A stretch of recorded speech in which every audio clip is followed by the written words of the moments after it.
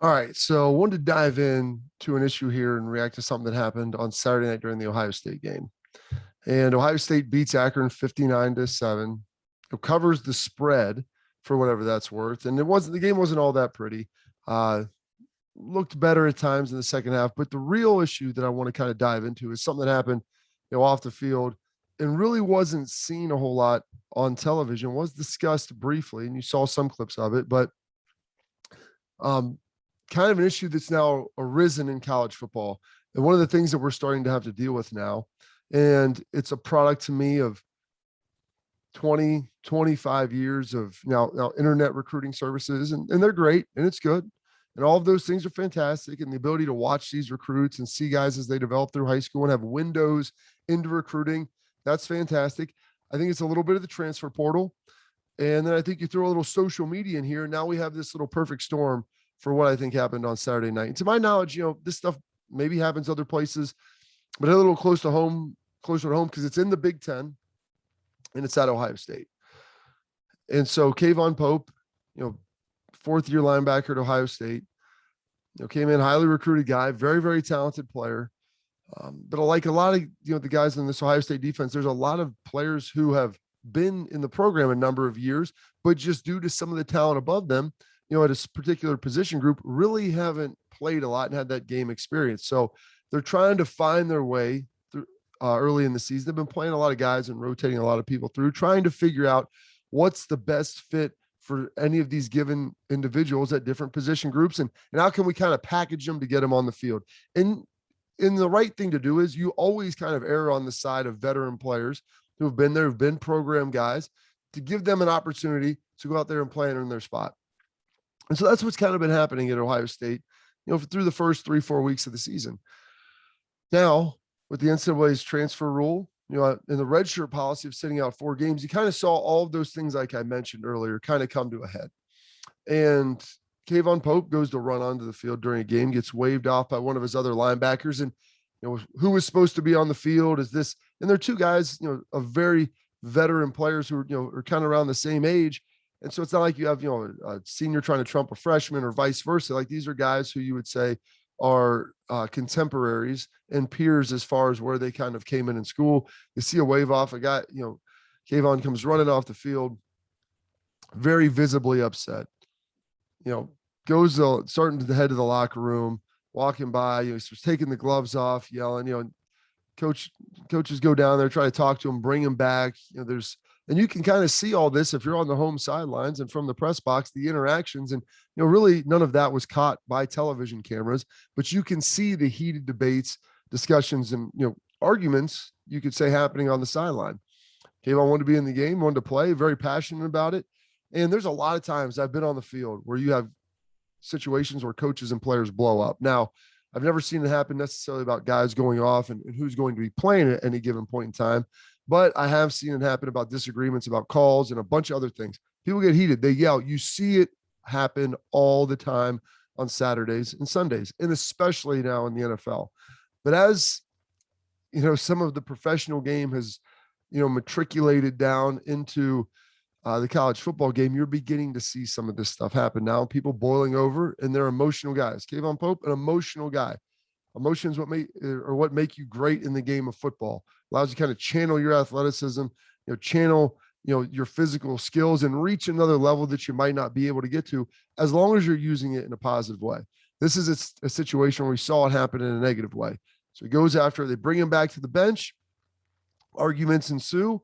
Eventually it's like, hey, you're going to go to the locker room. Let's get to the locker room. And this really wasn't caught a lot, like I said, on camera, because it happened right around the time of Ronnie Hickman's interception return for a touchdown. So people are looking at that. There's the oohs and the ahs, and you're seeing some other great things happen. But right around this time, this is what is transpiring. And so trying to deal with this.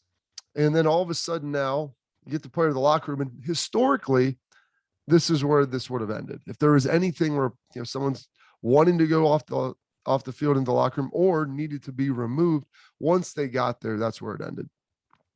And this is where I'm talking about now, the culmination, of social media hitting and really amplifying this, because fights happen.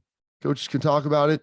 Maybe you have to remove a player from the team. Maybe they're just suspended. There's some type of discipline, but it all can be kept in-house, because no one truly knows what's said except for the people that are involved and the parties that are involved.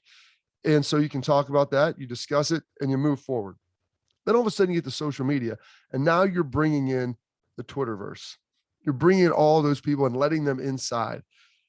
And this is where, unfortunately, where Kayvon Pope made his mistake. He goes, tweets out, obviously, some things that are appropriate.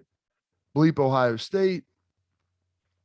Can't take that back. You can delete it, but it's always going to be there.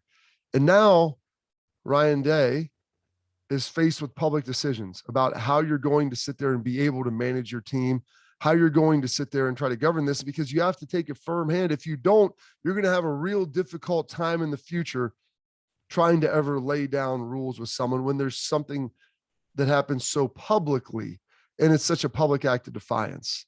And so that's where I mentioned it transitions from the on the field issue. Now it's brought in everybody else. And so you have the 4 games, a guy can walk off. Hey, I'm not going to play anymore. I can transfer. I can do this. I can transfer whenever. And I don't have to have this count as a season. And so I can go out, you combine that with like NIL opportunities, and people probably feel like I need to be on the field more. And is that pressure from the players? Is it really pressure from their families coming in? I mean, there's pressure being applied to these guys at big time programs everywhere. It's 360-degree pressure. Families, friends, classmates, themselves, coaches, whoever it might be. You factor in the social media, give guys an outlet to vent. And it's a product of a lot of these guys being told that they've been fantastic since they were 12, 13, 14 years old, going on the camp circuits, going on the tours. Everyone's telling them they're great. And a lot of them think, hey, I'm a 4 or 5-star guy. My career track is 3 years at whatever school I'm going to. And then all of a sudden I'm going to start there, be the dude there, and then be a 1st or 2nd round draft pick in the NFL. And that's ultimately what it's going to be.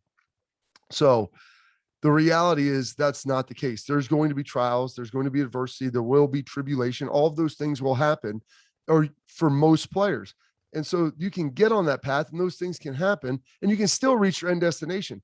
But everybody wants it to be this meteoric rise. The reality is life is a lot of this. And maybe you're slowly climbing, but there's going to be some ebbs and flows.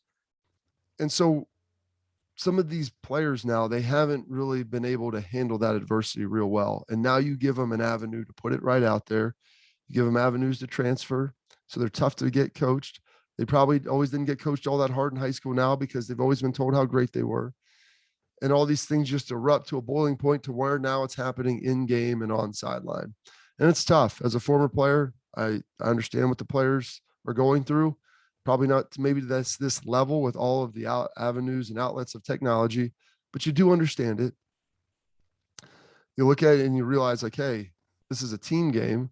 There's also the sacrifices need to be made for the team. How hard are you working? Are you putting yourself in position? Because I do know this, coaches are paid to win games. They will put the best players on the field that they think are going to help their teams win games. That's just the reality of it.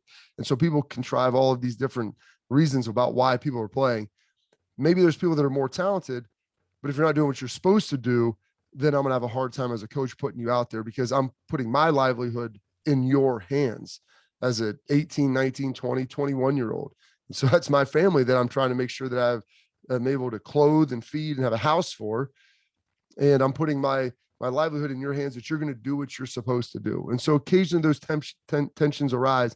But this is kind of the backdrop for what you saw and what everybody's kind of heard about. So Ryan Day did what he had to do. He dismisses Kayvon Pope from the team. Maybe he wouldn't have had to do that if it wouldn't have got public and he wouldn't have went to Twitter, but he did. And it happened.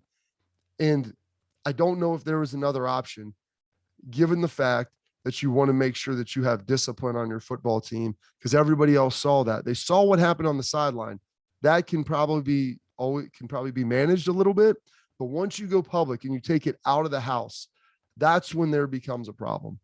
So that kind of boiled over Friday night or Saturday night in a game that was kind of uneventful outside, of having Kyle McCord start his first game at Ohio State, the first time a true freshman and tailback quarterback combo have ever been on the field together. Like some great stuff happening. But then you have that and it blows up.